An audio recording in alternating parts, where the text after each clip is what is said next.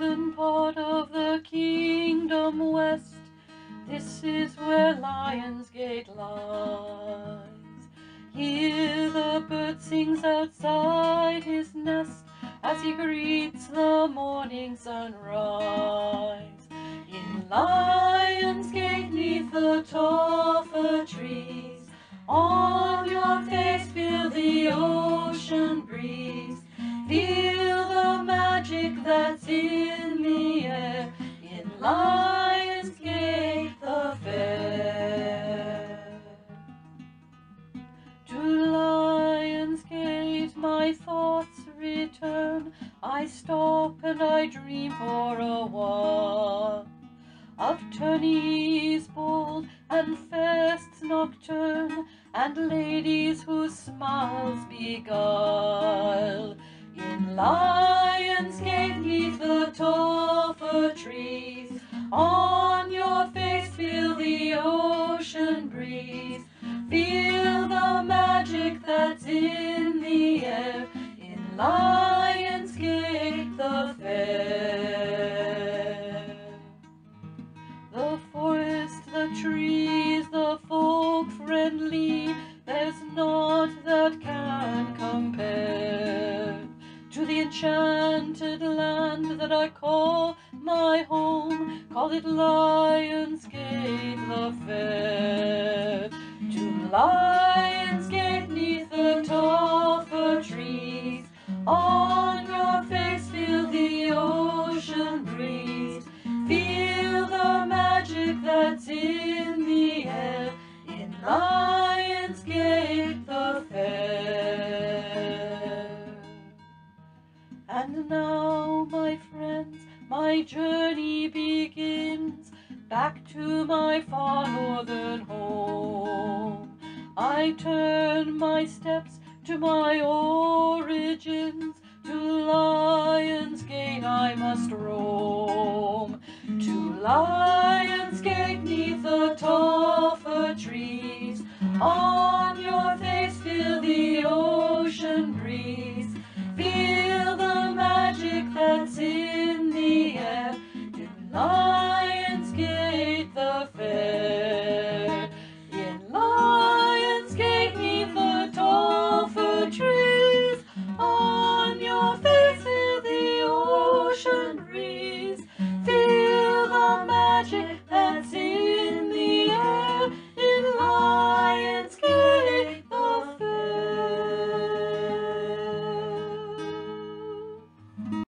Connected Closer. Recording has started. Your Excellencies, or Okay. Grace, you're up next. No, me. I got it. Okay. So, all right, here we go. If I were His Excellency David of Letterman, our guest tonight would truly need no introduction. She is a pillar of Antir ever since receiving her Lion's Cub in 1985. She'll be joining us again on February 21st for matters related to service. So tonight we want to acknowledge her extensive and varied arts and science pursuits. Ulla has been interested in ANS since growing up and working in Steingrim's shop. She creates bone and antler carvings, bead making, does sewing and costuming with a special focus on headgear, like this kind of stuff. She has participated in numerous ANS displays, including a study of period hats. Her research and documentation of recreating the Langberg bra, an extant garment from the mid-15th century, is especially interesting. Lately, she has been co-hosting Saga Saturdays, a weekly show with Mistress Cunhild Lu Library. We here at the Lion's Den reached out to Mistress, I'm not going to say that again, who has this to say about her co-host. Ulla's intellectual curiosity knows no bounds. In her quest to learn, she has encouraged her Saga Saturday co-hosts to dig deeper and further, making with them connections they alone might not have reached. Like a keystone, she stabilizes and perfects the bridge between the errant bits of knowledge. We are excited and proud to introduce you once again to Her Excellency, Ulla Brennasdottir, currently on loan to the Kingdom of the West. Take it away. On loan. Well, I will probably return home to Ontario at some point. Wow, that is the best introduction I have ever received in my life. Thank you very much, Your Excellency. And Kenhild, I know you're lurking there. I saw you with your camera off, so thank you for those kind words. All right, so we are here to talk about basic rectangular construction. And I'm gonna ask everybody to be muted. There will be plenty of time for questions, but let me kind of get through some of this first. And then we can, if you need to, jot down a note or put it into the chat, and I can always come back to it. So I'm not even gonna do my intro blurb because that's already been done. Rectangular construction is a really broad term used to describe a simple and efficient method of making garments using geometric shapes. Using rectangles, squares, and triangles, you can tailor garments to fit just about anybody in a bunch of different time periods and cultures. One advantage of rectangular construction is it is a very economical use of fabric with very little waste. So, yeah, weaving fabric costs much more in terms of time than the actual construction and decorating of the garment. So the fabric really is the expensive part. Due to decomposition, we have very few complete extant garments. We have a lot of, part of a sleeve here and a little bit of a hem there and some of this and a little bit of a neckline, usually things that were protected by being underneath metal and the metal protected them. However, there is archaeological evidence spanning from Iron Age Denmark to 16th century Ottoman, giving us insights into rectangular construction to assemble garments. Each period and culture has unique decorative elements, but the underlying cut and construction is very similar. So what I'm going to provide is a framework for you to get a better approximation of period clothing appropriate for your culture and time period. This is not an end-all be-all. This is absolutely the way it was done. It should be done. It's a basis and a framework and a theory that you can then use to do what you need to do. I recommend looking at lots and lots of pictorial, the depictions if you can. So drawings, paintings, rock carvings, whatever you can find, and look at a broad range of those for the area and time period that you're looking for and kind of extrapolate. Once you get to the later period stuff and things like the 16th century Ottoman, you can actually, the painters were so detailed, they actually painted in, you could see the seam lines and stuff. Earlier stuff, it's a lot dicier, that we just don't have the same visual information. But so before we dive into the actual construction, I want to talk about fabric choices for a second. And it's funny, you guys were actually talking about that when I joined earlier. So there's a lot of different options for fabric. Linen cotton blends, cotton, wool, and silk are all appropriate fibers depending on your culture and time period. Avoid polyester, nylon, rayon, anything man-made. It's just not going to hang well. It's not going to be comfortable. It's going to be hot. It's gross. Linen is my go-to fiber for so many things, especially now that I live in the West and I don't need warmth protection like I did in Ontario. Linen is made from flax, and the staple on the flax is about 3 times longer than cotton fibers. So it wears a lot better. It is strong as iron. It can start out a little bit stiff, but with washing and wearing, it's amazing. It's a naturally antibacterial fiber. It dries quickly. It has heat and moisture wicking properties. It's not as expensive as you might think. Actually, that was what you guys were talking about. Now, this is from the American side. I purchase mine online, usually from Grayline Linen out of New York or fabricstore.com. There, you can find them both online. My recommendation is to spend the $10 or whatever it is to get the sample card of different fabric weights. And they give you this card that's got like 20 different colors and the different weights on them, so that you can get an idea of what you're looking for. For Undergarments, I recommend a 3.5 ounce linen, and 3.5 ounce linen means that it weighs 3.5 ounces per square. I don't remember, yard maybe. But I'm gonna have to go look that up. But it's a weight measurement. So, and it's 3.5 ounces per whatever it is. For overgarments, trousers, coats, things like that, I recommend 5 ounce linen. For fighting garments, at least a 7 ounce linen, because that's going to be a sturdier fiber or a sturdier fabric. Wash it in warm and dry it in the dryer before cutting into it at all. Always wash and dry your fabric before using it. Once the garment is made, I wash it in lukewarm and hang it to dry usually. Some things, undergarments, I will throw it in the dryer too. It doesn't shrink up like wool does. It's really sturdy. Cotton was expensive in Europe in our time period. It was unlikely to be used alone unless you were very, very rich. Usually it was blended with linen and called fustian. Unblended cotton, 100% cotton, was used more in the Middle East. So if you are doing 16th century Ottoman, use cotton to your heart's content. They had tons of it. Wool is amazing. So many different weights and weaves, from heavy coating to like thin veiling material. Again, it is absolutely vast variety of colors and weights and textures. For tunics and coats, wool is fantastic. For summer weight stuff, I use worsted or wool flannel, and for heavier, I don't use a heavier wool for winter tunics, coats, that sort of thing. If you think you're allergic to wool or find it to be just too scratchy, give it another try. Wash the wool in warm water with baby shampoo or Woolite, or I actually don't like Woolite, Centerpol, but a really soft, gentle shampoo that will strip out all of the chemicals used in the processing and making of it, and then dry it in the dryer on low to medium, kind of depends on how your dryer is set. And that will felt it up a little bit and make it a little bit softer.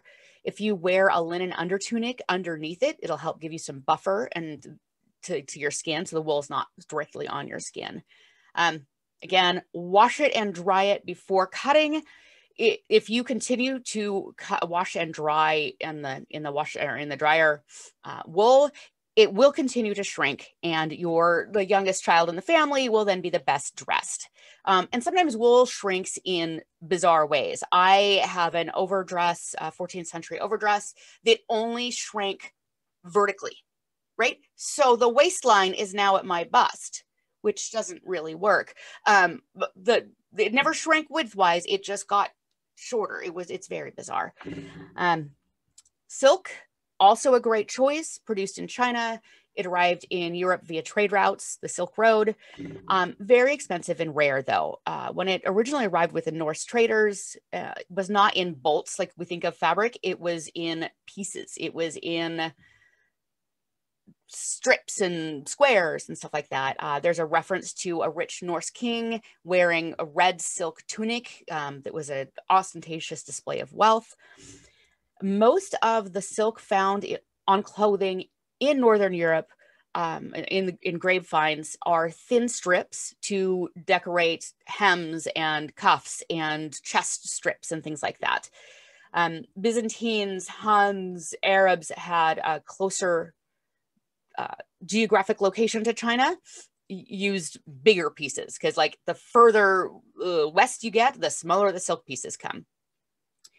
A great source of silk on a budget is repurposing garments from a thrift store. If you're only using it to bind edges, you can take a men's silk dress shirt, find it for $5 at a thrift store, cut it up into strips, and use that.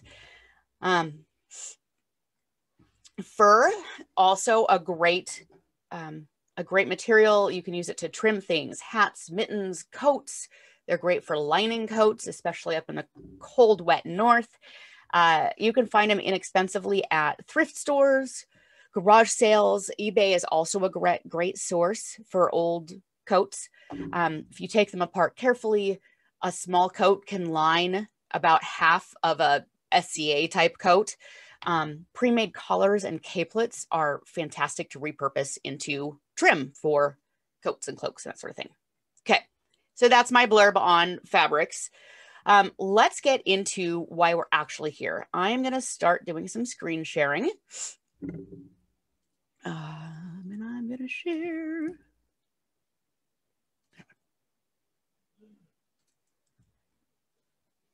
Can you all see my handout now? Great. And you can see only my handout, right? You don't see the rest of my backdrop? Excellent. All right.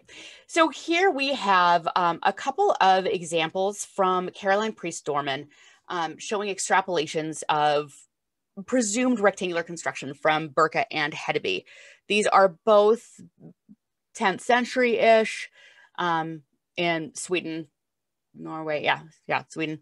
So the Birka style tunic, let me get my little annotation thing. All right. So the Birka style tunic here is, you can see this is really just made up of rectangles. And it's showing the direction of the fabric, the bias of the fabric. So before we jump into this, let me go over a couple of terms with you. There are 3 directions to fabric. There is a warp, which is the long way that goes on the loom. There's the weft, which is the part that goes back and forth. It's the shuttle that goes back and forth. And there's the bias. And the bias is the diagonal. And the diagonal has much more stretch and give and can be a little bit of a pain in the butt. But those are kind of the 3 directions of fabric. And the other thing we're going to talk about a little bit is I'll tell you the difference between there 3 ways to insert fabric into another piece of fabric. There is a gusset, which that's what these little square things are. Gussets are surrounded on all sides by other fabric. That's your underarm gusset, where it's, you know, a square that goes into your under the arm, so that when you lift your arm up over your head, you don't rip out your armpit. So those are gussets. These triangular shaped bits are gores, and gores aren't always triangular. Sometimes they're truncated. It's one of the things that we'll go into in a little bit. But one of the hallmarks is that usually one side is on the straight and one side is on the bias. So they're triangular like this, okay? And then there's a godet. And a godet is a triangular piece, a truly triangular piece that is angled both sides and is usually inserted into a straight strip. So if you look here on the Hedeby tunic, this triangular godet goes into this slit. I keep trying to point with my finger and that doesn't do you any good. So those are the kind of the 3 different ways to insert fabric. You can see on the Hedeby style tunic over here, they actually have a bit of a, starts to look like a modern shaped sleeve cap. Yes, you can do that. You can also just do a straight sleeve. I would say I would wait till you are more experienced before you try a more set in sleeve like this. There are just so many ways that it could potentially go wrong. So those are extant pieces. We're going to start with taking measurements. You don't have to do your measurements right now. I'm actually going to share this whole handout with everybody here, and I will give it to Jure or whoever it needs to go to, and you guys can put it up wherever. I'll put it up on my blog in a little bit, so you can always refer back to it. So we don't need to take the time. I don't look like that. Well, no, but that's okay. It gives you the same idea, right? So the first measurement you want is your shoulder to shoulder, A measurement. Ladies, I use the bra strap, but it's really the point of the shoulder. If you were to raise your shoulder, that joint, you're going to go A to A. You're going to do that same point again to your cuff. to, with your arm slightly bent. So shoulder to cuff with your arm slightly bent. That's this B measurement. C is this short measurement. It's armpit up over the shoulder to the same point in your armpit.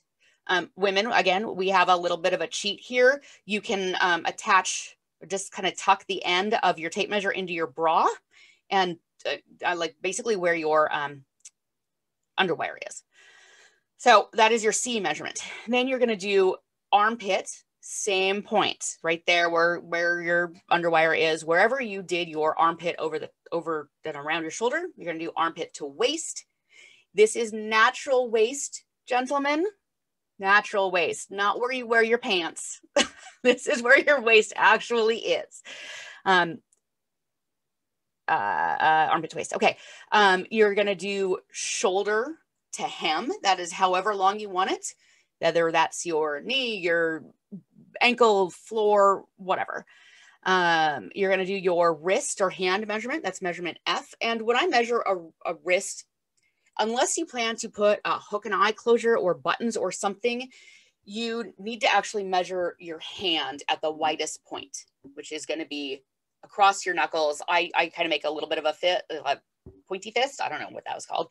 And you measure around there, because otherwise it will fit you nice and snug and you'll never be able to get your hand in. Ask me how that happens.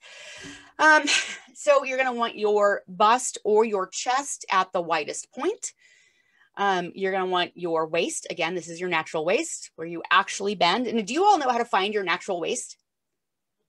I'm going to do a little demonstration if you can see me.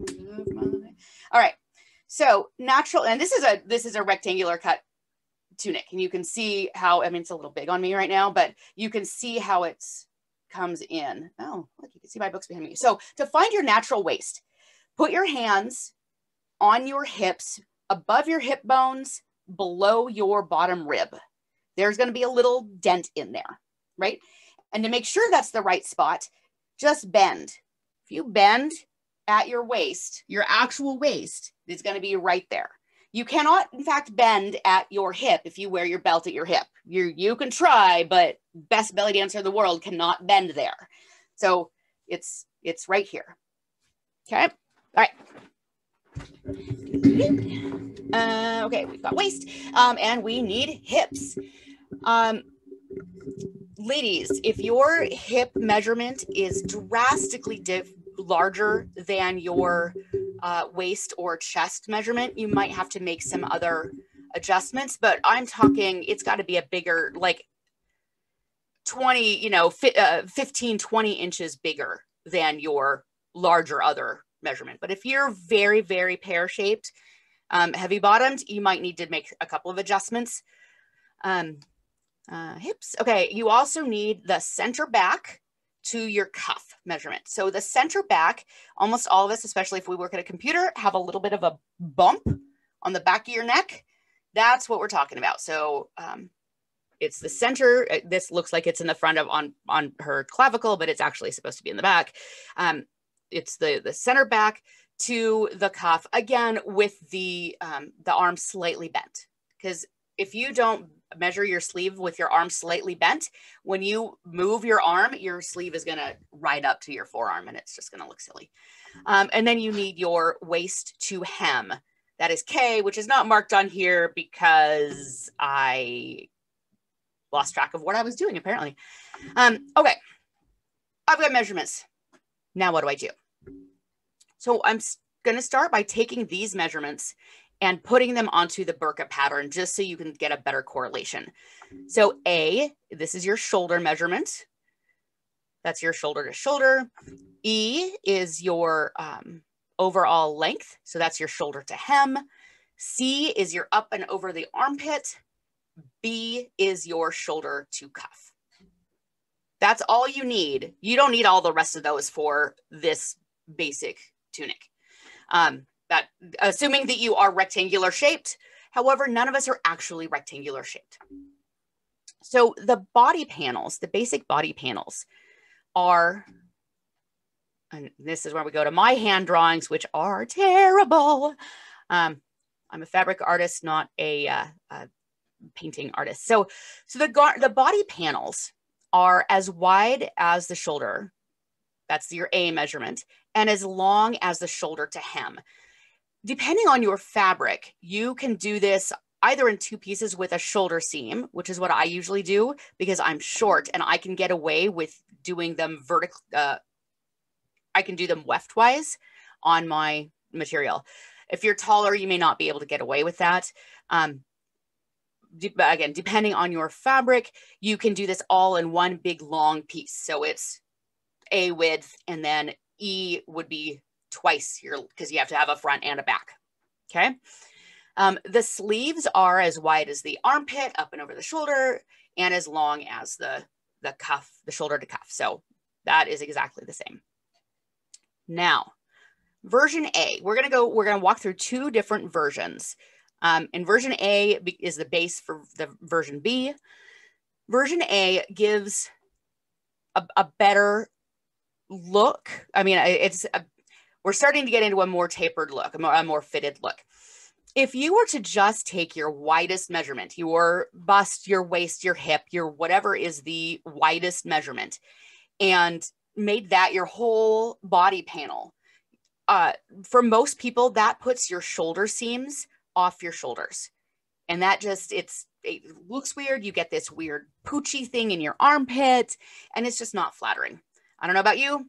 I like to look good. I will admit that I am vain. So I would like to have something that flatters me a little bit more.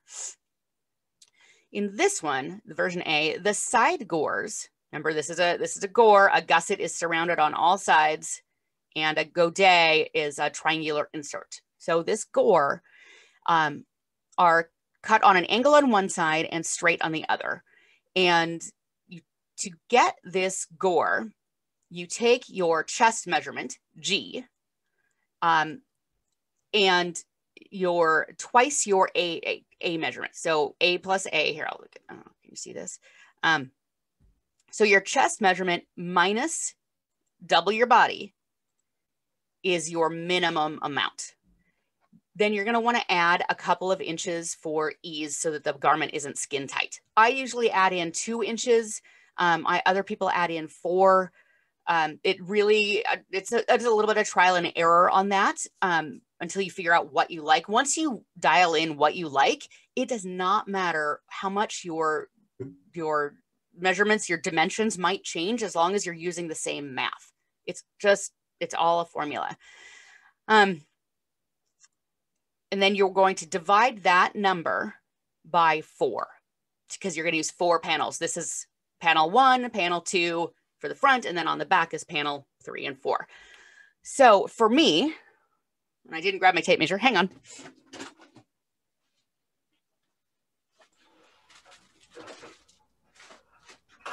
Where is my tape measure? Shit.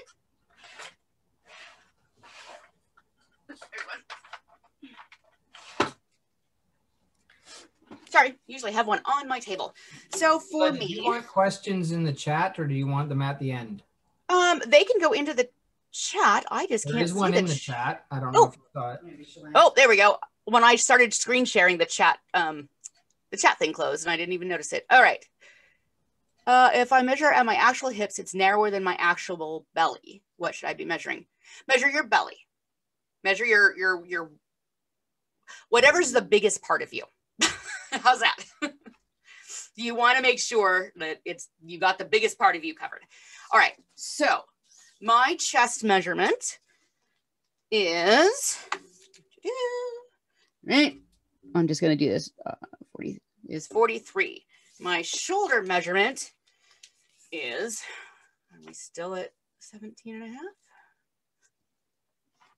No, 13. That one's 13. All right. 13 is 26. So 43 minus 26. I can't do math without a calculator. I can't find a calculator. 17. Thank you. Seriously, I don't math very well. So 17 plus 2 is 19. That I can do. Call it 5. Yeah. 19, and then you're going to divide it by 4. Yes. So yeah, and honestly, at this point with these measurements, I would totally call it 5 because my seam allowance is now accounted for and I don't have to think about adding it in later. But you want your panels to be, come on. Sorry, just gotta, yeah, 19 divided by 4 is 3.8. So the panels are gonna be 4. That's not right. 4.75. That's way better. So this panel is going to be 4 3/4 inches at the top. And then to get the bottom width, look at your A to A measurement. So for me, that was 26. 26 is not a very big hem. I would like my hem to be, if you want to go crazy, you can do a 60-inch hem. That is ridiculous, in my opinion, and is not usually used for rectangular construction. That is much later period stuff. A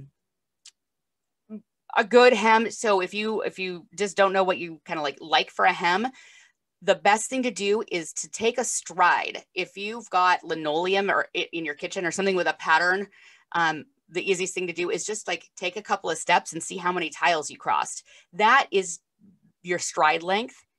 You want your hem to be a minimum of that because otherwise you're going to be hobbled.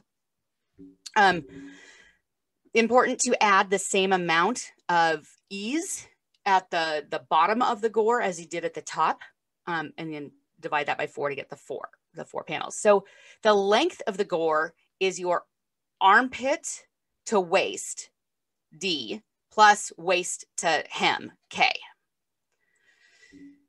Have I confused you all enough yet? I'm going to pause here. If you have questions, please unmute yourself and ask, because I know it even I have rewritten this handout like multiple times, and every time I'm like, "Guys, does that seem right? Is that right?" So, all right. Where can we capture the handout? I'm sorry? Where can we capture the handouts when you print it out? Oh, I can I don't know if I can. Oh, I can just share files right here. I will put it into the chat. Oh, okay. I got to find out how to get the chat back. But then I'm also going to be sending it to Jarre to be put up onto your website or whatever. And I don't have it on my blog yet, but I will put it onto my blog and I can give you that address as well in a minute. All right. So you'll notice that my sleeves, my mouse is going crazy. My sleeves here are slightly angled. You can do them totally straight. I have, yes, the folklore Palestine dress is in this design. I taper all of my sleeves just because I like that look better. But you want to start the taper the 4.75 or whatever it is for you inches out so that it matches the top of the gore. Otherwise, if you try to taper it from here and go straight to the cuff, your gore is going to be it's going to hang strangely. So you want to make sure that this is all straight. Okay. So version B, this is the one that gets people in a tizzy. It's not difficult. It's exactly the same formulas. You just have to do it twice because there are 2 seams, right? There's the same top seam attached to the sleeve, but then there's also the added waist seam. So you're going to do the same G minus A plus whatever your ease is divided by 4.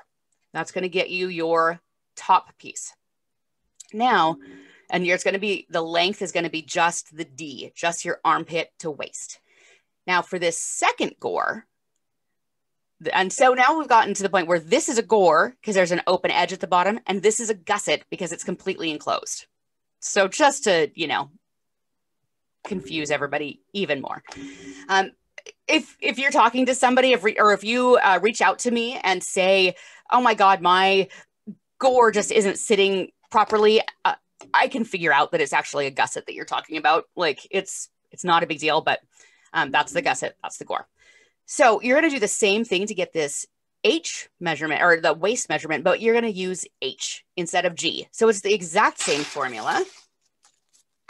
So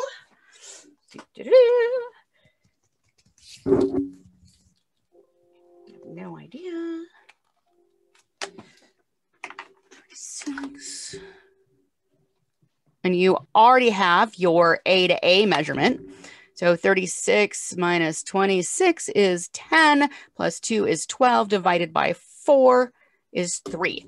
So this seam right here, for me right now, subject to change, is 3 inches. So this new formula that you have just calculated becomes the bottom of the gusset and the top of the gore. These are always going to match up.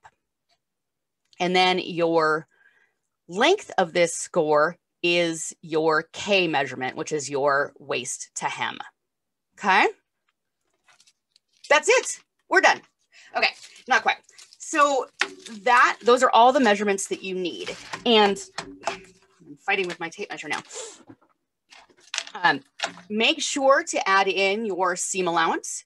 I use a 1/2 inch seam allowance for most things. I'll use an inch seam allowance if it's a really fine fabric, like a super fine veil weight undergarment, or if I'm going to do like a French seam or something like that, I'll use an inch.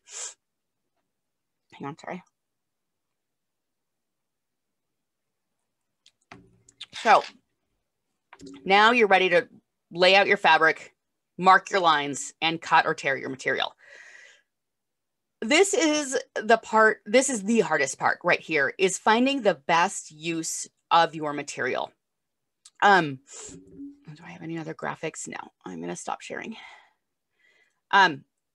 So laying out the material is definitely the hardest part, because especially if you're someone that works, has worked in the past from paper patterns, because you don't have a paper pattern. If you work, so I never learned how to work with paper patterns. My mom was a seamstress. I learned how to drape at the age of like 8. So paper patterns scare and confuse me, to be honest. I just don't get them. However, if you are a paper pattern person, I recommend you get wrapping paper that has squares on the back of it. I don't know if you've ever seen those. It is just, I don't know if you can see it very well. Can you see that? You can't see that at all. All right. So one side is a hideous, hideous pink, and the other, which is, part you're supposed to show, the other side has these little 1-inch squares on it. They're always 1 inch. They are amazing. You can create your paper pattern out of that. And because it's 1-inch squares, it's really easy to mark things out, right? You've got all your grid lines. So if you want to make a paper pattern, you have all of your measurements. You just have to lay it out and say, all right, this is 3 inches by 14 inches by, because you've got it all, right? If you're more experienced, or you are scared and confused by paper patterns like I am, I just mark it directly on the fabric. If it is this is the first time I'm making a garment and I am using some expensive or highly, coveted fabric, I will do a mock-up first out of muslin. And by muslin, I mean, I use bed sheets from the thrift store. If you use 100% cotton bed sheets, that is the best mock-up material you can find, and it's super cheap. And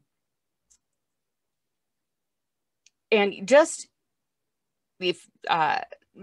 literally just mark it out, because it's all rectangles. You're not trying to fit a curve in anywhere. I just put a pin. I use a pin, and my tape measure has a hole in the end, as I'm sure yours does too. And I do it on carpet. I just pin straight through the hole, and then I can measure out, here's my length and here's my width, and then take the pin out and go to the next section. And it takes a little bit of trial and error. I fully admit that. Once you've done it a couple of times, you'll be able to look at a piece of fabric pretty easily and be able to tell, oh, this is 55-inch wide fabric. I know that I'm 5'5". This actually, I can run the body panels this way, and I can do the sleeves here.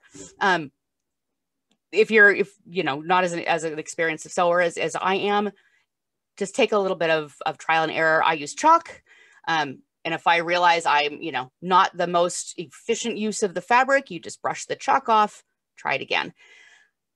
If you are working with a patterned material, so you're working with a brocade or something with a print, which would not be appropriate for Northern European, but is absolutely appropriate for Byzantine, for the Ottoman, they love printed materials. But if you have something with a pattern that you are trying to match up, be aware that you're going to have more waste in your fabric, in your layout. If you really truly want to match things up. The upside is that in period, they didn't seem to care about matching it up because material is expensive. You want to get as much out of this material as you possibly can. So don't worry about matching it up, I guess is what I'm saying. If you really want to, you're welcome to. Don't let that hold you back. So a note on cutting. Hang on. Cutting fabric can be a very daunting task, especially if it's an expensive fabric. Again, if you're working with some fine silk and you're making somebody's coronation outfit, do a mock-up out of a bed sheet first, just to make sure you got it right. You can always just pull it apart and use that for the pattern.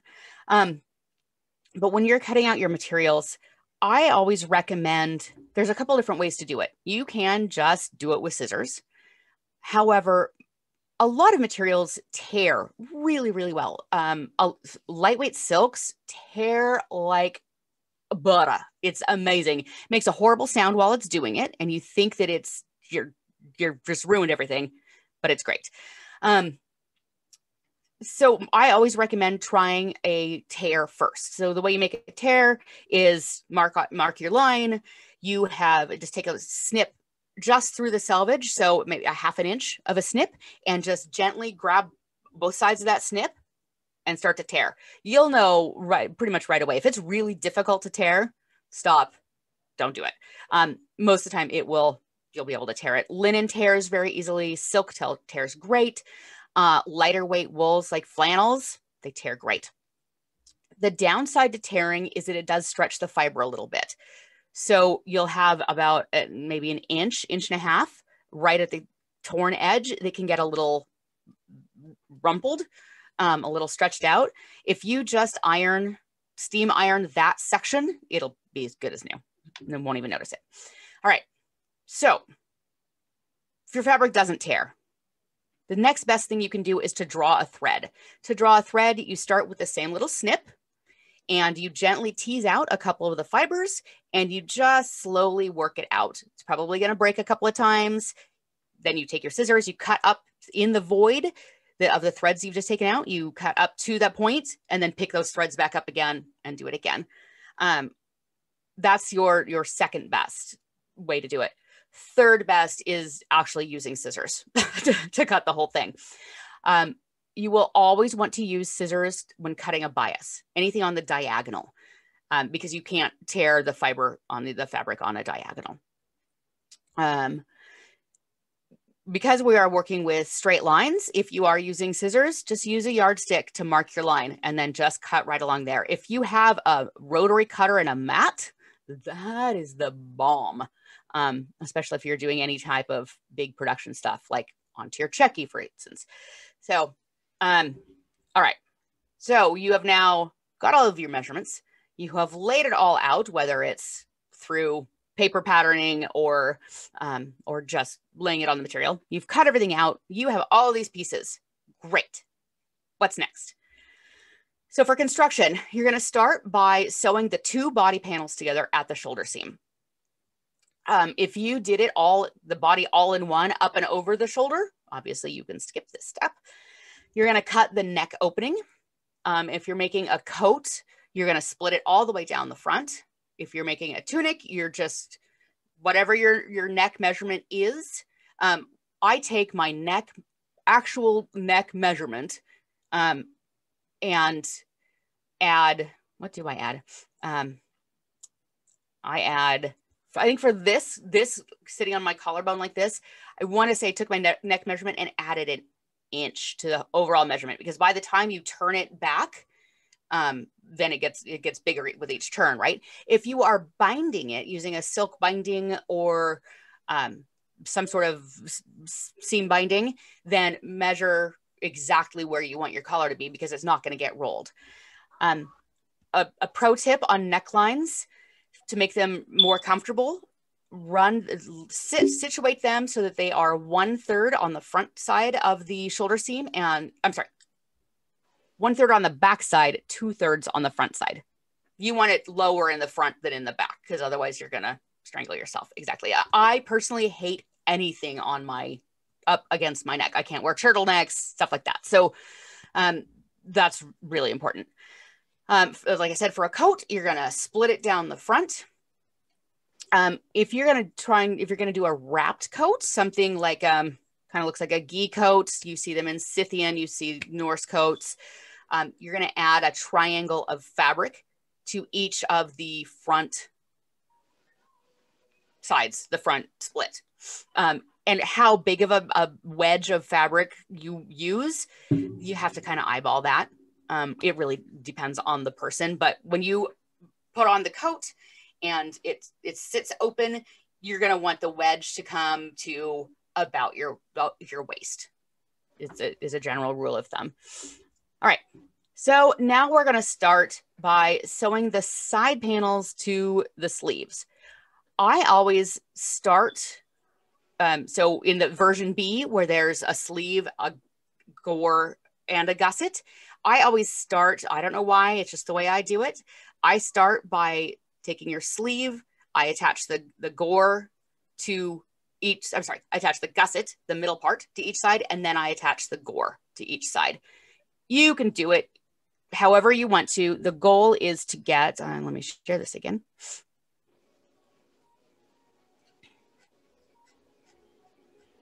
The goal is to get all of these pieces, sleeve, gusset, and gore, all in one piece. And then you're going to sew this whole piece to this whole piece. All right. That's all it is. And like I said, I start with this, I start with this seam, and then I do that one. You'll see on here, this little dotted line is a trim line. If you leave these, just a second, Kiva. If you leave these at that pointed angle, you're going to get these little pointy bits on your sides that drape down. So this is just a rough approximation. It really, I just eyeball it. I don't know. And my version B pattern comes from, a little bit of made up. It comes from, there are bits and pieces here and there of extant garments that you can find, like this little bit or this little bit. And so it's really a compilation, an extrapolation of extant garments from Northern Europe, stuff from modern Middle East. They're still doing rectangular construction, like that Pakistani dress that was mentioned. There are complete extant Ottoman garments, and a couple others. Anglo-Saxon. So this pattern has been used, like, I don't even know. We all use the same pattern. I don't even know where it started anymore, right? But all of us, a bunch of different people have come to this pattern conclusion independently as well as together, right? I've been teaching this for I've been teaching this rectangular construction class for probably pushing 20 years. And this was around before then, right? It's yeah, we've been doing it for a long time. All right. All right, so now you have your body panels. You've got your side panels, and you are just going to sew the side sleeve assembly to the main body. Sewing the side panels to the sleeve. You know what? I'm just going to share again. I don't know why I keep turning it off. It's because I don't get to see your lovely faces when I share is what it is. All right. So in sewing this, remember we talked, find you for a copy of the notes. I will get to that too. So we talked about the warp, the weft, and the bias at the beginning here. So all of your straight panels, your body panel, you're going to run this up and down. You're going to run your straight, you're going to be on the straight grain. The only things that are angled, this is also on the straight grain, goes, you know, straight here, straight here. The angled panels on the side, you're going to put it so that the gore, the bottom one, the gore, I don't know why I keep pointing to the other one. The gore is going to have the bias, the angled, you know, diagonal part attached to the body panel. Whenever possible, you want to attach the straight to the bias. That's going to help you. If you put bias to bias, they will stretch out over time. And those little points you have on the side are just going to get pointier. And it's eventually it just starts to hang weird. The exception to this is the underarm gusset. You actually want the bias on the outside edge. That's going to give you more ease and more flexibility when you put your arm up over your head. And it's a short enough run. I mean, for most people, that's 5 or 6 inches. I think even on Uther here in the West, who's 6 foot ungodly, I want to say it's probably like a 7-inch run. So that's not going to get all stretched and droopy as much as these long runs do. So that's my comment on bias. It's you try to do bias to straight whenever you can. This is the only exception of when you're going to do bias to bias. All right. So you've got your body panel, you've got your side panels. All right, you're going to attach that all together. Now is a good time. I don't have a layout for cutting out version B because it's so dependent on fabric, on your width and length of fabric. That's why I just say it, because it's rectangular construction, you can just mark lines with chalk and figure out the most efficient use of your fabric. So the side / sleeve assembly to the body, I recommend now, if this is the first time you've done this, put it on, pin the sides, check the fit. This is the time to make adjustments if you're going to.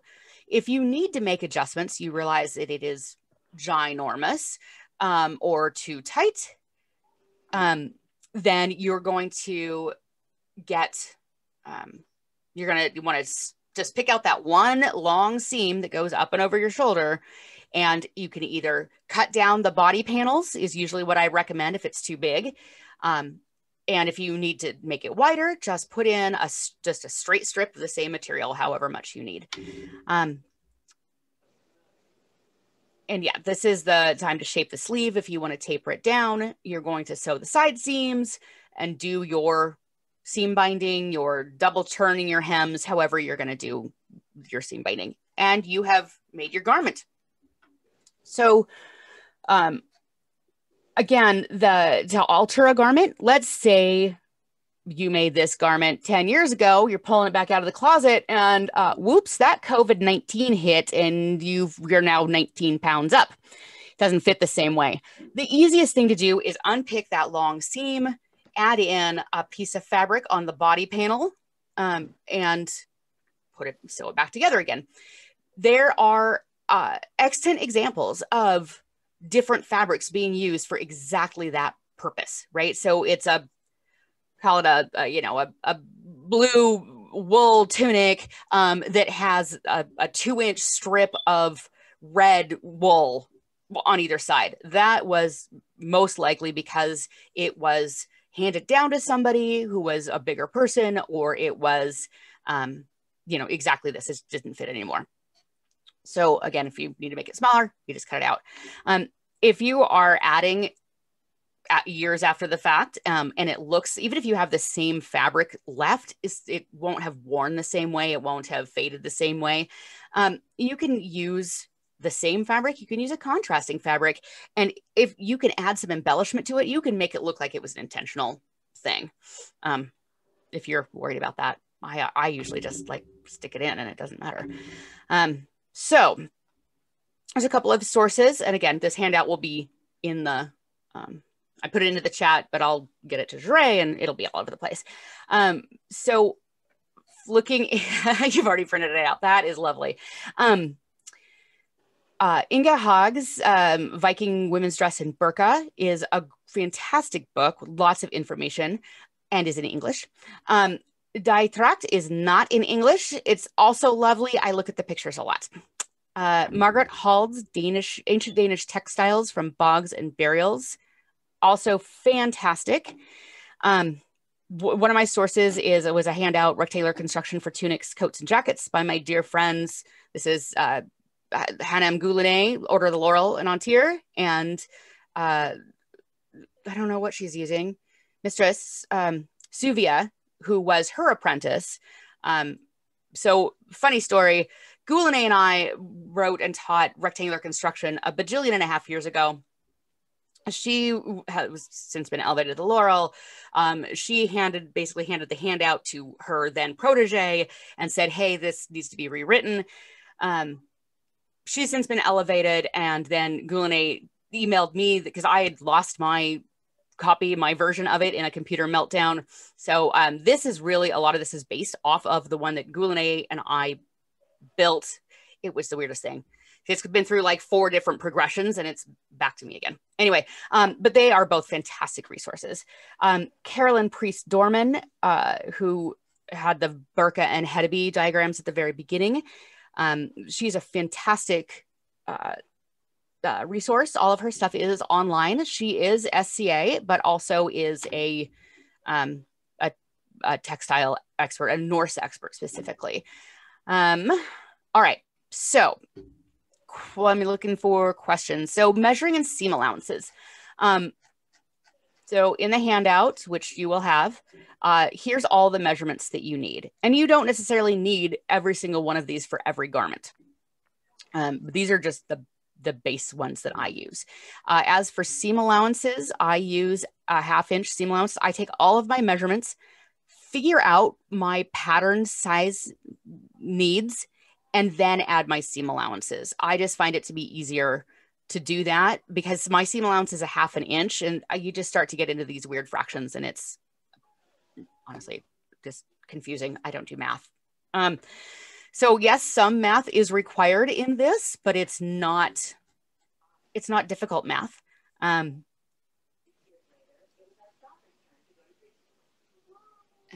Sorry. I heard something. I wasn't sure if it was, my husband's also watching TV, so I can't ever tell what's going on. So that is a rectangular construction. 2 different methods of doing it, which can be used as a base for so many different things. I meant to grab some pictures.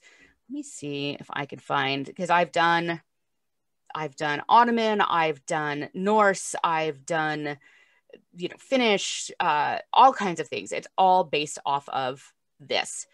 Up until, so fitted garments, like curved seams, really didn't start until mid 1300s-ish, depending on where you're at.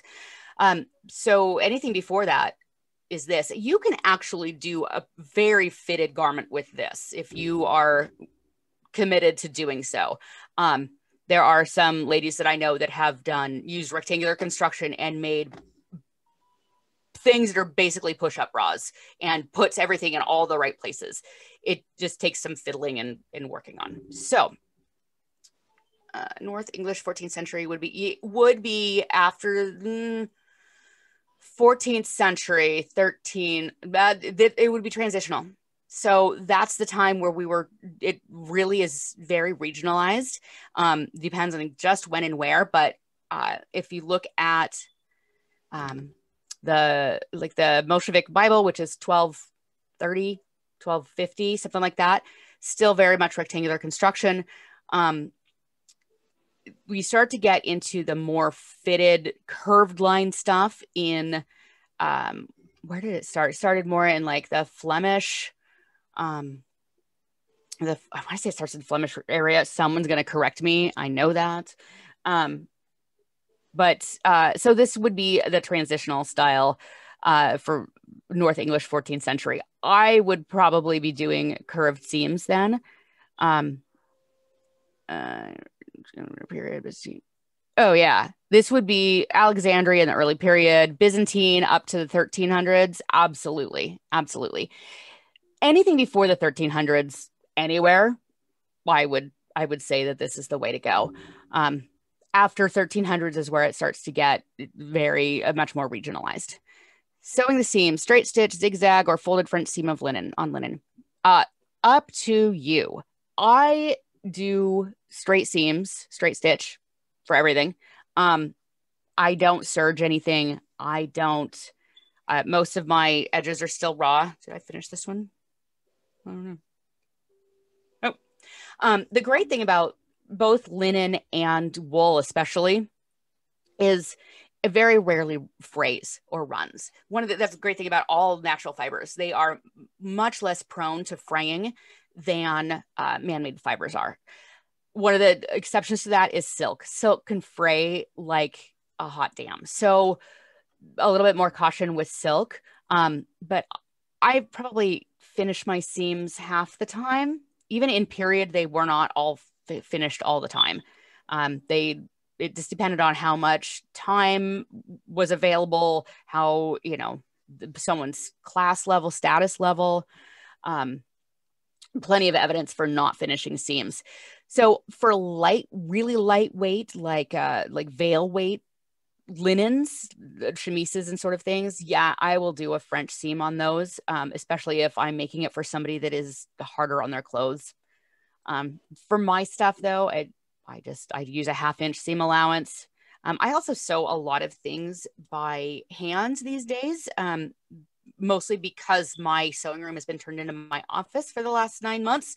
So it's just easier to sew on the couch. And with sewing by hand, I do finish all the seams, but I still use 1/2 inch seam allowances, maybe a titch over, maybe 5/8. And because it's hand sewn, my hand sewing is not super, super straight. So it gets a little bit wonky here and there. Wool, I don't want to say I never finish the seams on wool, but I very rarely do. And when I do, it's a really good, it's gonna be lightweight. It's a worsted or a flannel. The thicker the wool, the bigger a lump it's going to leave when you do a hand finishing. If you're worried about structural integrity, you can do embroidery or decorative stitching over the seam that will give it strength and stability. But again, if it's that thick of a material, it's going to lock itself in pretty well, especially after the first time. You wash it a couple of times, hang it to dry, the fibers will start to lock together and felt up a little bit. It's just not going to be much of an issue. I know other people that they serge every single piece individually and then put it all together. That is your choice, my dear. I'm not doing that. I'm just not. I don't have the patience. I don't have the drive for that. I don't know. Yeah. So that is all I have for you. What do y'all have for me? Are there other questions? Are there other anything? Wow, Ulla, that was so good. I'm feeling inspired. Are you? That's awesome. Yeah. I think I'm gonna make one of those version B under tunics, because I made one, but it's short enough that I'm kind of self-conscious. Like I know it's not quite right, so I think I might try for something. We're gonna need a tunic, period. Yeah. And I think I'm feeling sort of tentatively hopeful, which is lovely. That's good. Tentatively hopeful is very good. The whole sewing thing is still intimidating, but I totally get it. Yes, I do. Sometimes it's hard for me to wrap my brain around it being intimidating because I literally have been doing it since I've been a child, right? So, right. But I do. I get it, and there are definitely. I work as a tech writer. If you need help writing, I can help with that. I do. I'm a terrible writer. Right. Now, the neckline you showed was a round neckline. Yes. Is that harder, or I can cut a circle, but then what do I do with it? Okay. So a couple of things on necklines. It's always easiest and best to cut your neckline while your fabric is before there's side seams, while you can still lay the fabric out flat. That's going to make it easier. You're just going to be able to lay it out smoother. So there's a couple of things. It's also going to make it easier for my cat to interrupt my work. Well, I can't help you with that. That's something you need to, figure out on your own. Kick them out. Now, if you're just starting out, I recommend binding the seam. It's an easy way to do it. So the way you bind a seam is it doesn't have to be bias tape. You can buy pre-made bias tape, or I have learned to make bias tape because of masks. Yep. Or you can make bias tape. It doesn't even necessarily need to be cut on the bias though. You can do straight tape and you just fold it the same way. It doesn't have the same amount of give. It's a little bit, you might get a couple of little wrinkles and puckers. But if you're not up to doing true bias tape, which is more wasteful of fabric, then you just if you're doing it by machine, I reckon what you do is you sew it to the inside with I usually use about 1/4 of an inch seam allowance. And then you're gonna fold it over to the front side. And then you're gonna tuck in 1/4 of an inch and press all that down and hand sew it, is my recommendation. It is way easier to do necklines by hand than by machine. Maybe that's just me. I don't know. I just find them to be much easier to do by hand. Once you have more experience working with fabric, it gets easier over time. But hand finishing is the way to go. Cuffs, so sleeve cuffs and necklines, I do by hand. Hems, bottom hems, I machine that because nobody needs to sit there for 5 days sewing a hem. 14th century Italian. This is when the clothing started to get more fitted. Where do you take it in? Under the gusset or at the waist?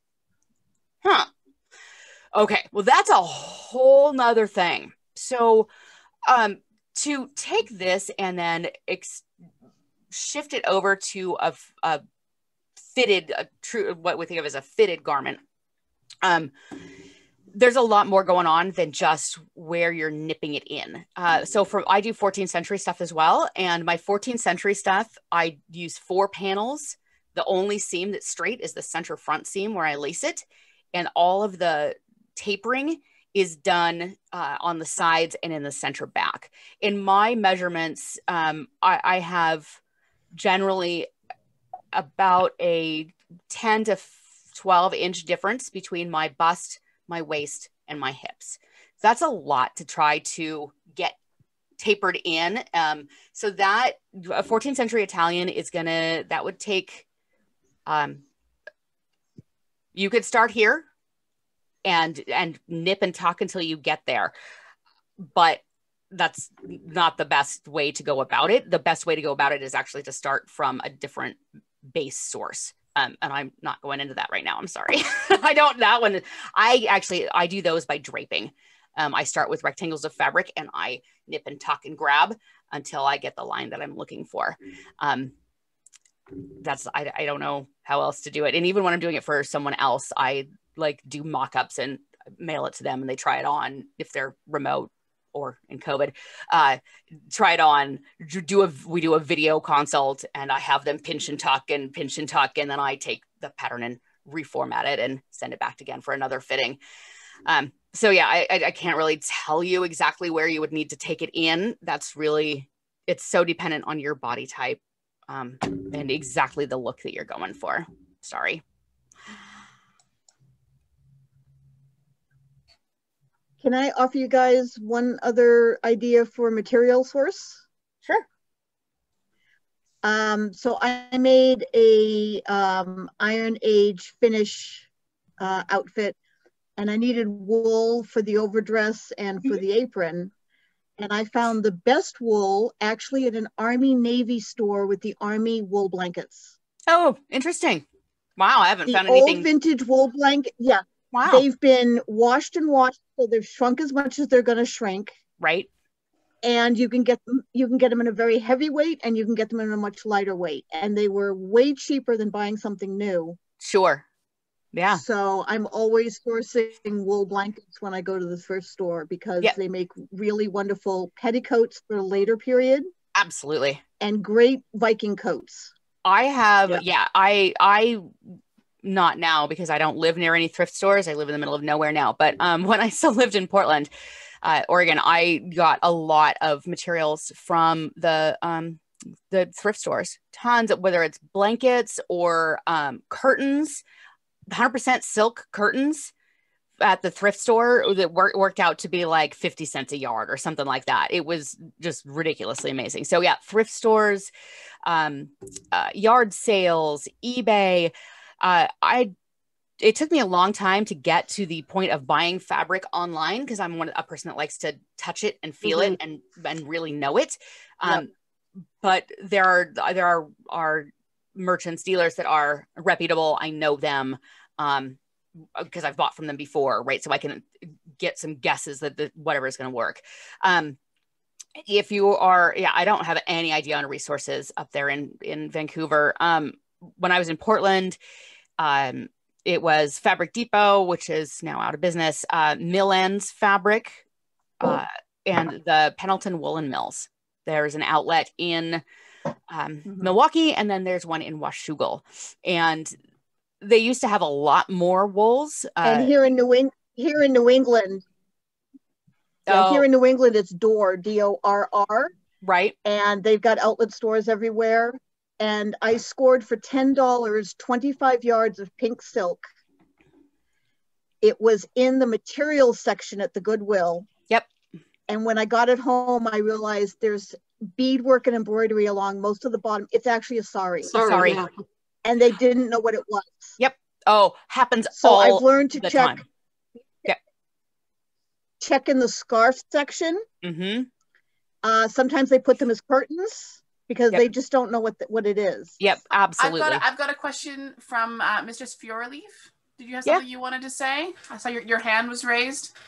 Yes, I just wanted to point out to people that the Dorr Mill Store does sell fabric online as well. You don't have to be in New England to purchase from them, and they are an excellent source of different kinds of wool that are suitable for what we do in the SCA. I'm writing that down right now, Fureleaf. Thank you. Not that I need to buy any more wool because I have cabinets full, but you never know. We still do But have also, here if you contact the Lowell National Historic Park, they are still weaving their own linen towel weight. It's only 22 inches wide, so you do have to piece it. Yep. But it's done on their own looms. It's 100% cotton, or it's cotton and a linen blend. It drapes beautifully. It washes amazing. And like, again, you just have to sort of think outside the box there. Yeah. So. No, that's fantastic. And they sell I'm always looking for online sources. Yeah. Always looking for new fabric sources, even though I keep saying I'm not going to buy any more, but. Here in the Lionsgate area, we still do have Dress Sew in downtown Vancouver, which is a very wide range of things. We've been getting things there for 40 odd years. Nice. So, also, across the street from Dress Sew is Atex Fabric, and they carry linen, and they give a discount to SCAers. It's like 10-15%. If you say you're with the SCA, they'll knock it down a little bit. Nice. I've also gotten some great stuff in the Sari district up there. Yeah. Sari district up here is, or either of them. Yeah. Yeah. Yeah. I know Mr. Sasha used to come up shopping in our Sari district. Oh, frequently. Yep.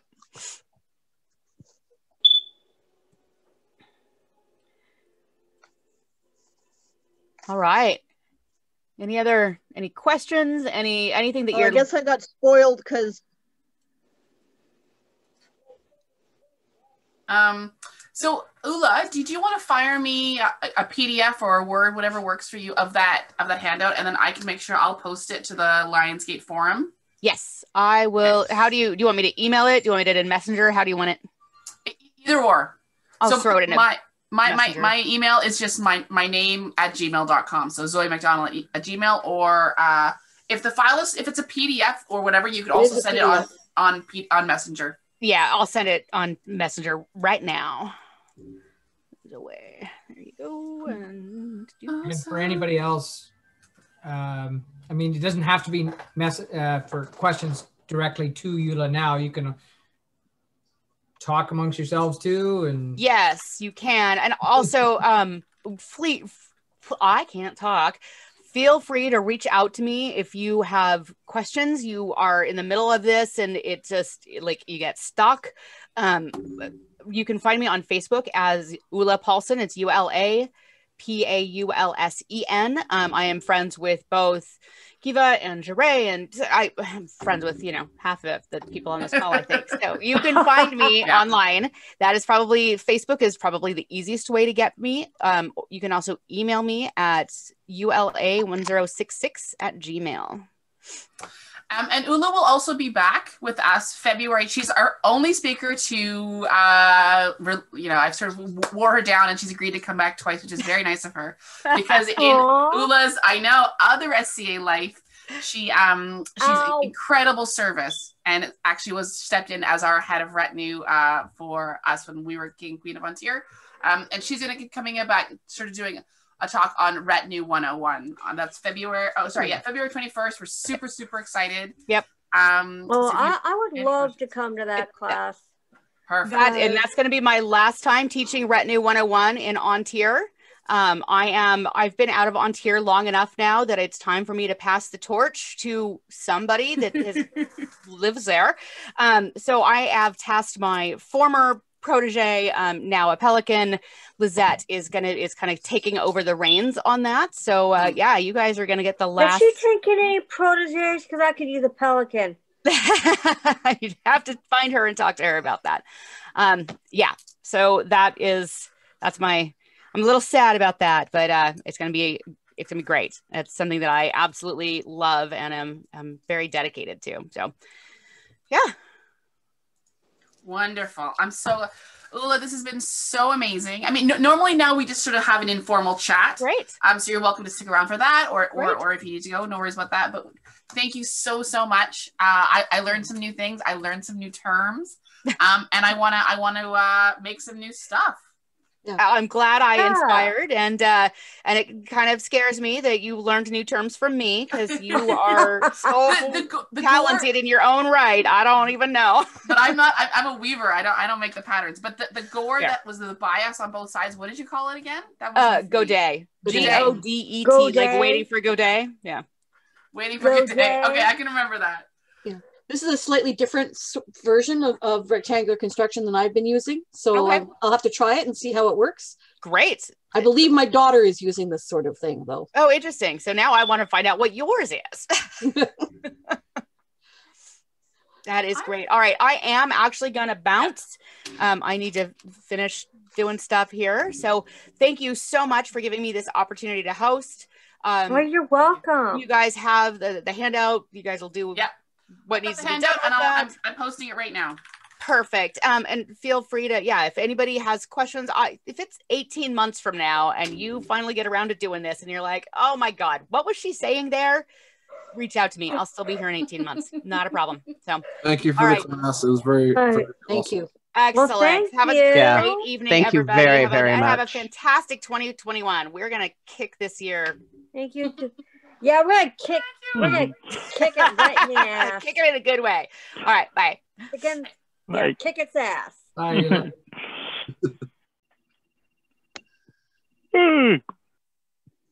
So how's everybody else doing? Now that I'm back. Sorry, I had to phone my parents in the middle of that. Well, Curtis was saying that he had been hearing that it might be September before we all have the before the regular hoi polloi are getting the vaccine. I don't know what the Canadian Which is distribution depressing. schedule is. I wonder if I can find that out. So, I believe it had to do with just how much they can make at a time. yeah. I think Bonnie Henry was saying maybe end of March for first line workers to be vaccinated. So, and he and I are second or third. So, yeah, September is probably not a bad guess. Our first line workers are actually being vaccinated now, and Some of ours are too. Yeah, yeah. The doctors, nurses, everybody. But Bonnie Henry was saying by the time they're all done with their second dose, it'll be end of March. Oh, okay. Because they only got in like enough to do the first, say, 1,500 people. Yeah. So they hit the long-term care homes and the staff in the long-term care homes. And then the stage 2 is apparently all other healthcare workers and all other residents and staff in congregant settings and essential workers. And I have no problems with that either. Stage 3 would be, you know, me and you and pretty much everyone else here. I think they'll go for. I think they'll go for the people who do grocery stores, basically who supply our everyday needs and have to be there. Mm-hmm. Yeah, and the ones who work in the warehouses. Yeah, my daughters. Yeah. Got to keep those kitties fed, Exactly. And puppies too. Of course. I got puppies behind me somewhere. I decided to vacate. I have a suspicion that if everything rolls out properly and the majority of people buy into it and all that sort of fun stuff, that we would be looking at August, quite likely. But we'll see. Fingers crossed. Hey, Jure. Yo. Ulla sent me the basic rectangular construction PDF. I see it. I tried to put it to the Barony of Lionsgate forum, but I don't have an option to post a file. Do you have one because you're one of the admins? I do. Give me a second, I'll download it and then add it to the Barony of Lionsgate. I'll add it to,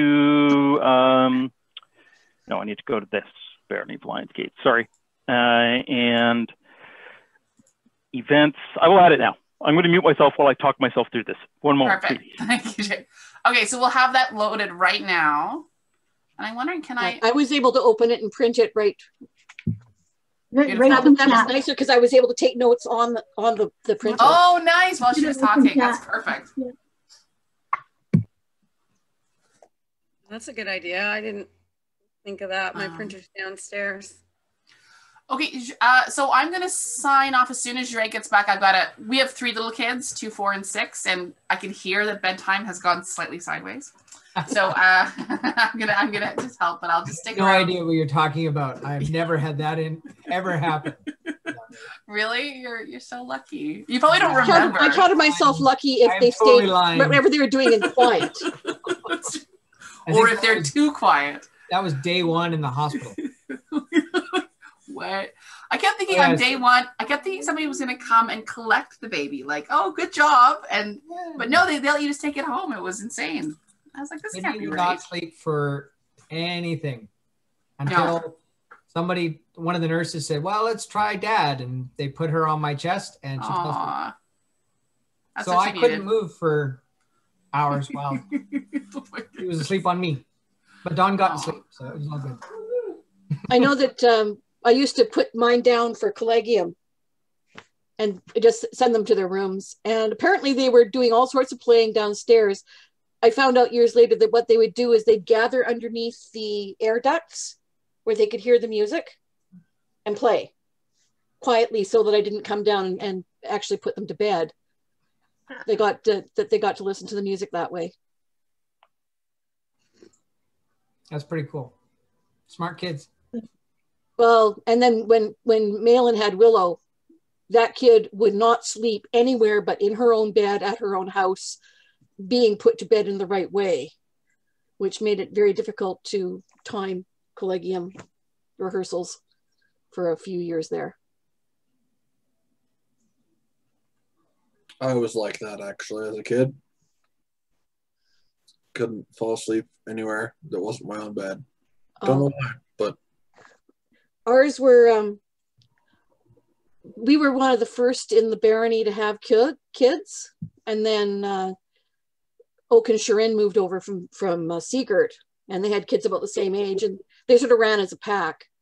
But mine would just, you know, they'd go till they ran down, then they'd fall, you know, asleep in a bunch like kittens, and they still do if you leave them going too long. Right. If you've ever seen the three of them in their 30s doing the bundle of kittens thing, it's sort of amusing. I'm just going to wish everyone a happy new year, and I'll see you all next week, and I hope you have a great week. Happy New Year. Wonderful. Happy New Year's.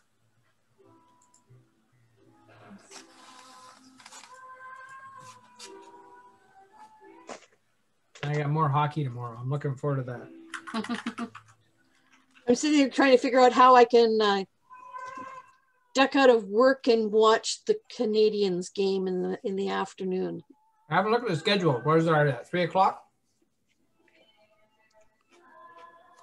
Jure, are you good? Yeah, go ahead. No, that's fine. Okay. Yes, please escape.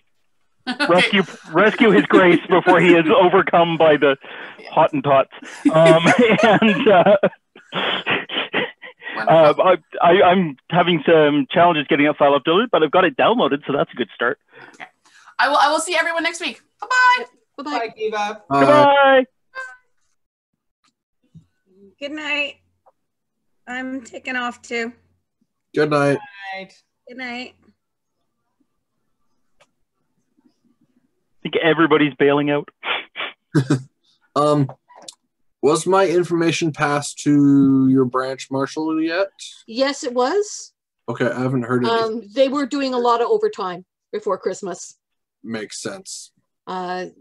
Something about, and also as Brynja you probably saw on her post, she thought she was getting to the point where she wouldn't have to do quite so many afternoon shifts on driving, and the person who was going to be relieving her of some of that duty put in his notice.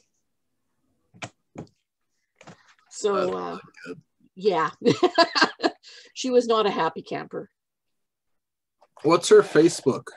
I might add her actually, and then send her a message. Just a second. Look, search Bryony Seedhouse. Oh, that person. Okay, thank you. That person, yeah. I have talked to them before. Once, I think, like a year ago. Yeah. All right, thank you. No, I wrote everything down, and actually I meant to give it to her sister who works with her when she was over, missed the handoff, so I actually emailed her with all the information directly. Thank you very much. I was wondering if you'd managed to connect with her yet. No, I haven't, so that's fine. I understand people are busy, so.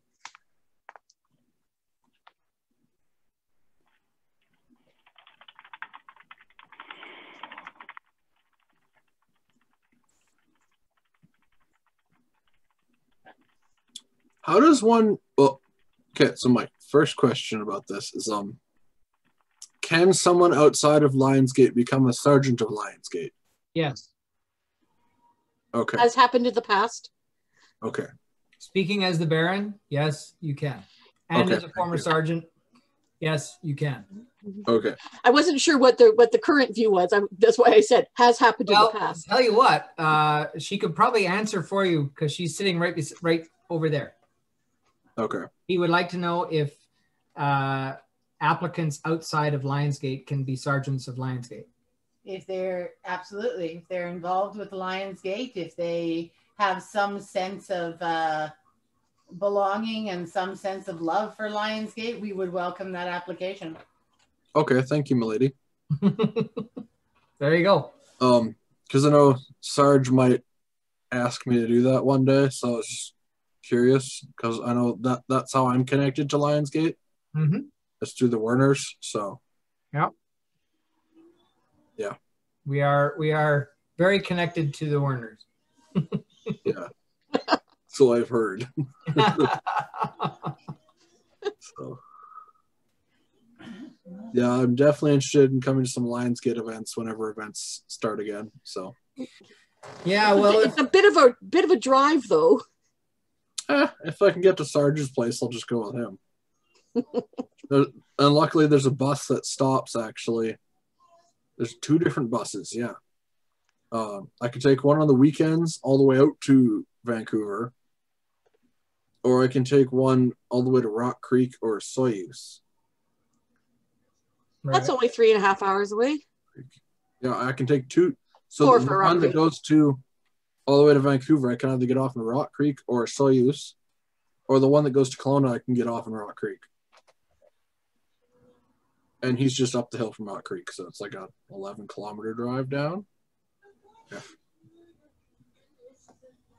So not very far. So. Well, if September is when things start up again, then Baronesses would be something that I would suggest you try to get to. Okay. It is one of the best events for general purpose around here. Yeah. Fighting and socializing and merchanting and having a good time. Jake can tell you all about Baronesses. It's a good event. So okay, yeah, I'll have to ask him. I'll call him tomorrow or something. And yeah, we're gonna try to book. It's at Cloverdale. Okay. And we're gonna try to get that booked for November. That's usually when it is. So we're gonna at least try to book the space, and we're gonna keep our fingers crossed that things are going again by then, and hopefully that'll be that. I mean, that could be our first event in Lionsgate. Who knows? I mean, if September is when things get rolling again, Lionsgate is the go-to for Tier E, and I know they want to get a coronet going as soon as possible. So that might be up to us too, which would be fine. I mean, we have the largest populace, so we can pull it together relatively easy compared to a lot of other branches. Right. So, but who knows? We'll see what happens. Yeah. Maybe Baronesses will be coronet. Maybe it'll be a combined. I mean, it all depends on how everything rolls out this year. Right. We're only 3 days in, so. Yep. Hey, at least I didn't have any power failures today. Oh, did you have a power failure? We spent a goodly portion of New Year's Day without power. Oh no, Kushag. It went out about just after 1 o'clock, and about 6:30 we decided to go out for dinner. It was located right in our complex, on our complex only. It was a cable fault. One of the cables died. Ooh. So our townhouse complex lost power. And I guess we came back from dinner, and about 10 minutes later, the power came back. I know Brianna was out of power for a while. And then we lost it for about 3 hours yesterday, 2.5 to 3 hours yesterday. Wow. Just I think that was weather related. Bigger area. My yard was covered in branches. Problem with having maple trees, they like to shed. I grew up on 5th Street in North Van with a huge maple in front of our house, and that maple shed its leaves over half the block, and people cursed our tree. It's been raining here and snowing off and on. It just depends on how cold it gets. But it's been like 4 degrees today, I think it was. it's been really wet here, which is kind of odd for January. You're in Nelson, right? Trail. Yeah. Oh. Yeah, it's crazy warm for trail. Yeah. Yeah, that is for this time of year. Usually trail's like minus 15 by now. And it would have been like that for 3 weeks by now. Because last year it was pretty cold. And the year before it was pretty cold. I guess just be happy with it. It's only rain. Yep. At least you don't have to shovel rain. Well, there's still snow outside. That's the thing. So it freezes and then it's dangerous out there. So my brother wrecked his rotator cuff was shoveling snow in Castlegar. Slipped and had a shovel full and just ripped everything. That's not good. No, he just had it repaired. Yeah, my friend just slipped and fell face first the other day crossing the street downtown trail. And she landed on the curb or something. I had to take an ambulance trip to the hospital, which is like 3 minutes away from downtown. And then I had to pick her up downtown on foot. She walked across the bridge and stuff. Like, you should have called a cab. But I had to go help her get her groceries and get her home. So yeah, it wasn't nice because they don't plow downtown for some reason. They'll plow everywhere else, but it's been, I want to say, a week and a half now that there's been plenty of snow downtown. They have not plowed the streets. Yeah. We actually had a white Christmas down here. Yeah. Our Christmas Eve, it started to snow. So, but before that, we had no snow. Well, you probably got what we had on the 21st, 22nd. Right. Got up to you for Christmas Eve. And it lasted, I think it finally melted all away in the cold rain by the end of Boxing Day. But for Christmas morning, at least it was white out. Yeah. Yay. Yeah. I mean, I like the snow and the ski hills are happy. They're getting plenty. Although I know the backcountry and like other stuff like that is really dangerous right now. It has been for the past like 3 years with the weird weather we get. And people don't want to go snowshoeing or like any of that. So well, people want to, they just shouldn't. Well, yeah, they shouldn't be. I want to go snowshoeing, but it's like it's just too dangerous to go anywhere. Yeah. Because especially with all the rain and the heavy and the soft, and then packing that, and it's bad avalanche conditions out here. Well, we're I think a little more used to the rain on snow events out here on the coast. Yeah. But the snow's just been very heavy here. I can hear it kind of creaking my roof sometimes. I'm in like I'm in 100-year-old like building, I think, or it's over 100, I think. But it's I'm on the second floor, and so the roof is like right here, and so the drainage really sucks. And in the summer and stuff, you can see the roof is green with moss from up above, either the highway or up in a different neighborhood looking down. And you're probably at the point where if you went up and took it off, you might find leaks. Yeah. Well, it doesn't leak into my apartment, so that's a good thing. But it might if you took the moss off. Yeah, they have to redo the roof.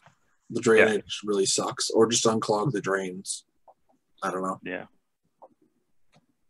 So it's a weird flat slant roof. It's very weird. Yeah. What have you got fluttering beyond your left shoulder there, Kenrick? It's not actually fluttering. It's just because I have a background picture that it if I move a little bit, it like if I do this, see my hand disappears. I move my hand back. Yeah. It's just because of the background picture. That's all. Right. The camera, like I said, if I'm wearing my coronet, the shine of the coronet makes the top of my head disappear. You don't even see the coronet. You just looks like my head's cut off right here. So I don't wear the coronet anymore if I have the background picture. And I like the background picture. It's kind of neat. Right. I do like it. Pretty cool. I had to laugh at what Ulla was saying about fabric shrinking in one direction. So I've got my my teal tunic. Curtis put it in the dryer. Oh no! And it shrank about 4 to 5 inches vertically. And this was the stuff that you probably recognize the color. It's the old Eaters of the Dead. Yeah. That was pre-felted and pre-washed and worked with to within an inch of its life before we bought out the bolt ends, right? and then I pre-washed it again before I sewed it. And here it is. It's what, 15, 20 years old, and then it goes into the dryer. It serves me right for letting him do the laundry. Yeah. Curtis. I don't know whether that was a survival mechanism or well, it's much safer to have you just do it because you know what doesn't go in the dryer. I think I finally got it through to him. No garb goes in the dryer. Like, no garb goes in the dryer. It all hangs. Oh well. Sigh. I've got some lovely blue wool downstairs that's been sitting there for probably 20 or 25 years. I think it's been sitting there since my 30th birthday. And my 60th is coming up next month. So it's been there a while. Yeah. Have to get around to sewing that up. Nice. I've got some access to some wool melton out here. Yeah. For like insanely cheap.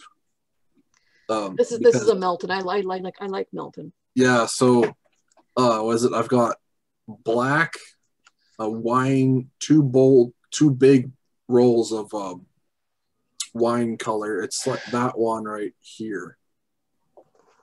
Ooh. There. It's a bit darker, actually. That's the red I had. I took the red. That's nice. Where I kind of volunteer and do work at the local board game cafe, underneath downstairs there, the landlord used to own a sewing store. Well, sewing place and fabric shop. And he had the storefront upstairs. So it looks like a sweat factory down there is what everybody calls it. But it's like a bunch of industrial sewing machines and a crap ton of fabric. So he's letting me sell it for him because he was going to sell it anyway. But he's giving me access to it for like cheaper than what I'm selling it for. And so there's like 2 big rolls of the wine colored wool melton. One is thicker than the other. Then there's a whole roll of black I just found. There's a little bit of green left, which I'm going to snag. But what shade of green? Forest green. Ooh. Yeah, I'm probably gonna make a cloak out of it. Actually, it'll look nice. Yeah. Well, that's what wool is. Sorry. Does it? But the big question: is there any linen? No. I've looked. I've asked. Because a lot of it's unmarked, but there's like lots of sports fabrics down there, like stretchy stuff. There's a lot of fleece too, though, so it's good for like people who want to make blankets or quilting stuff. Yeah. So if you're wondering about the content of a thing, wool, you can usually tell a wool or a wool blend by looking at the ends where it's woven, because if you pull a thread out, it'll be crimped and it'll stay crimped. Mm-hmm. in the thread will. It's all the wool that I have there is not woven. It's all felted. Oh, so it's basically been washed so far that it's come together. Yeah, it's really nice stuff. It's like jacket weight wool. Yeah, you'll still be able to get, even if the wool has sort of felted itself. Right. You still might be able to get tease a little end out and take a look at it. Okay. The other thing too is you can try crushing. Right. Crushing the fabric, and if you do that and let it go, if it keeps creases, it's highly likely that you've got a fairly high cotton and or linen content. Good to know. In it. That's sort of one of those little hand tests you can do in the store with your, if you're wondering. If the wrinkles fall out, there's probably the more the wrinkles fall out, probably there's a polyester content in it as well. Right. Okay. There's like a couple rolls of canvas and denims down there too, so it's pretty nice stuff. There's some cottons I've noticed. Probably some cotton polys, but that's about it. Yeah. It's a good treasure trove though. I bet, sounds like it. Yeah, I would offer some to Lionsgate, but shipping would probably kill because it's heavy fabric. Not until we can use the SCA courier again. Yeah. It's worth it. All over the place, all the time. Yeah, how much do you guys pay for wool a meter down the coast? That depends on where you're buying. Okay. Because what I'm selling it for is 14 a meter for the Melton. That's pretty reasonable. You can pay, if you find some on sale, you can pay as little as 10 a meter. It can go up to 30 or 40. Right. If you're getting into the suit weights and you know, things of that, which we wouldn't be using necessarily. Yeah, because the person I'm selling it for, he just wants it gone. So he's like, oh, I'll just sell it for cheap. I'm like, okay. Yeah. So he gave me the prices. I sell it for that. No, that's fair enough. You know, he has to try and make something back on it. Yeah. So I make 20%. Recover his costs. Yeah, I make 20% on sales. So yeah. It's pretty good, actually. It's teaching me a lot, too, which is kind of nice. So I'm hoping he's going to give me access to an industrial sewing machine eventually. Because those things are pretty cool. There's like 20 of them down there. Well, it's the ones you want are the old rocker ones. Yeah, these are older. The old singers. Yeah. Because they'll go through leather. They are rough and tough. Yeah, he's got someone like Sunjun or EB or Elvina. Mm-hmm. You know, they'll swear by those old singers. I'm gonna get going here. Good night, everybody. Good night. Good night. I'm thinking I should probably head off too. I do have work in the morning. Same. Have a good night. Work. Overrated. All right. Have a good night, everybody. Good night. Night, Jure. Good night.